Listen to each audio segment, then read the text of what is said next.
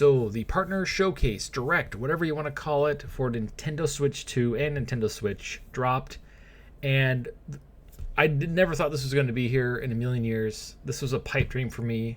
The whole thing is a 10 out of 10 because of this one game. So let's watch the trailer. I've already seen it, but I didn't only saw it on my tiny phone. So let's just get into this because I am so happy right now. I'm a little bummed it doesn't come out till next year, but I'm very happy that we're getting a third installment. I was curious how the second one did, but we're going to watch it and then we're going to do a breakdown. Character models look so much better too. It's like the game grew up with us. It is so cool. As soon as I saw that, I'm like, no way. No way. Turn up a little bit so you guys can hear it.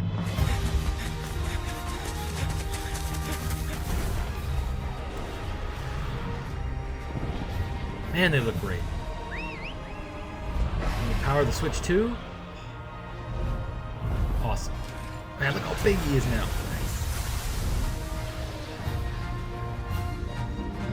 Of course, my colors are orange and blue. Look at that. You probably get to explore that whole thing.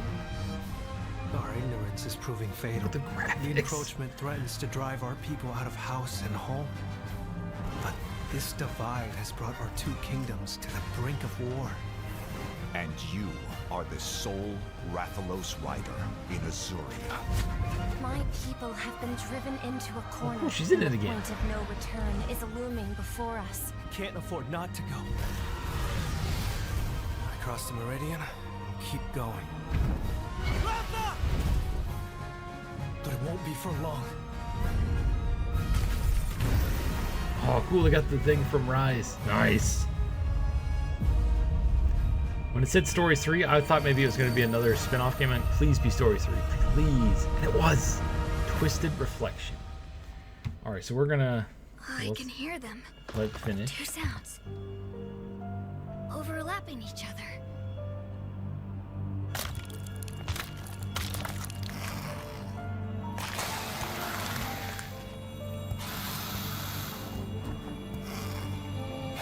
Two this time. Oh, co-op probably. Co-op. It's got to be co-op. All right, and then stupid IGN with their ads. All right, so I'm going to let this play in the background. Oh, I can't even talk. I just got off work, and they always, Nintendo or any of these companies for all my channels always do stuff on my days that I work. They never do anything when I'm on my days off.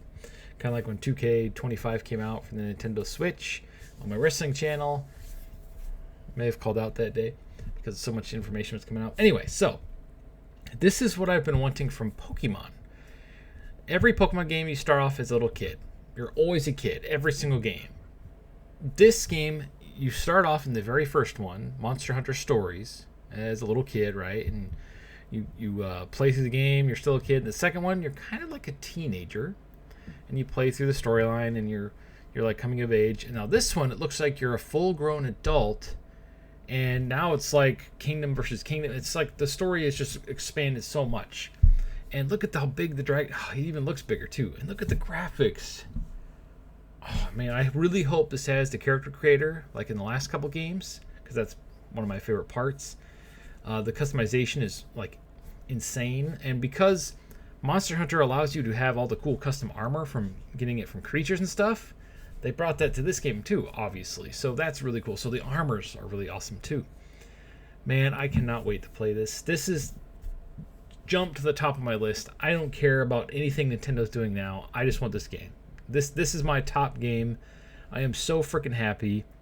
This is almost... See, Mega Man is my favorite franchise of all time, right? This is up there with Mega Man. This is on my top 10 list of favorite franchises ever. I love this franchise. I love this series. I'm so happy that we're getting a third one, and it looks fantastic. I have a feeling it's going to be on the PlayStation 5 and the Xbox. I don't know if it's going to be the same day. Definitely be on PC.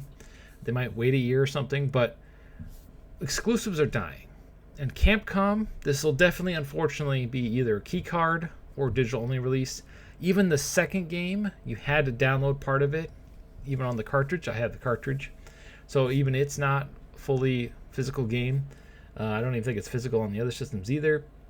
which I don't care. This game is so freaking good. Like, the battle system kind of uses like a rock, paper, scissors thing, but it's not like stupid guesswork, if that makes any sense. It's like you can learn the patterns of the creatures and how they attack, and there's a lot of strategy involved. The creatures look freaking amazing. I like how you get new creatures. You go into the little den and you hijack an egg. That's really fun. There's just so much to these games, and they're fully voice acted, which Pokemon doesn't do either. This looks so good, and I can't wait for this. This is going to be awesome. And it looks like, because in the other games, there's like open zones in the second game. In the first game, it was very like small, but it still had somewhat zones that you could fly around in and have fun in. This one looks like it might be like an open world, or at least a bigger zone.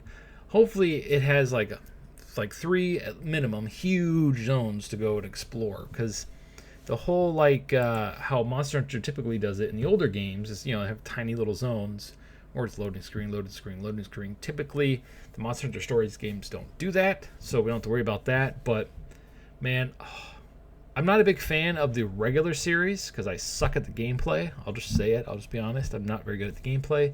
I did beat Rise, though. Monster Hunter Rise was really fun because of the mechanic of riding the dog up and down and the grab hook and stuff like that. I didn't play the new one on the PS5. Didn't really have a desire to. But I love the Stories franchise because it's turn-based combat. It has the really cool creatures. It's basically like a grown-up version of Pokemon, if that makes any sense. It's literally like... But you can't compare the combat at all. It's totally different. The combat's like...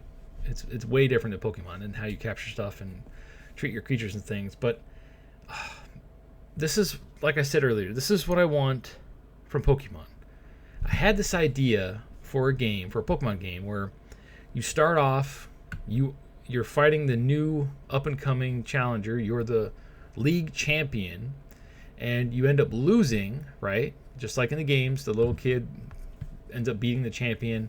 And I was going to have it be like a more darker tone, and where when you lose, your girlfriend dumps you, you lose all your sponsorships as being the world champion, and then on your way home, after all your Pokemon have been knocked out or fainted and you haven't had a chance to revive them yet, you get mugged and all of your Pokemon get stolen at the beginning of the game.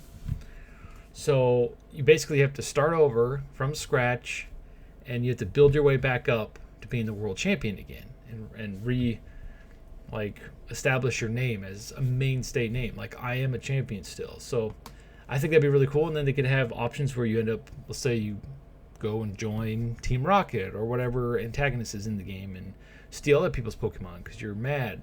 They could really have a huge dynamic for that for the older fans. But instead, we're always playing the up-and-coming student that's getting his first Pokemon. He's leaving home.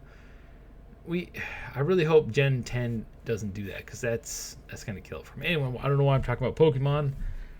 I love this series. I love the series probably a lot more than Pokemon, because it's just so good. Anyway, I've blabbered on long enough. Thank you for watching. Sound off the comments below. Are you excited for this? What other games in the Direct are you excited for? After I saw this, I just honestly didn't care about the rest of it. Like, I seriously could care less about the rest of the games in the Direct. This was the one for me. And they showed it first. This is the one they should have ended on, in my opinion. Not Octopath Traveler. Anyway, sound in the comments below. Thank you for watching, and stay frosty.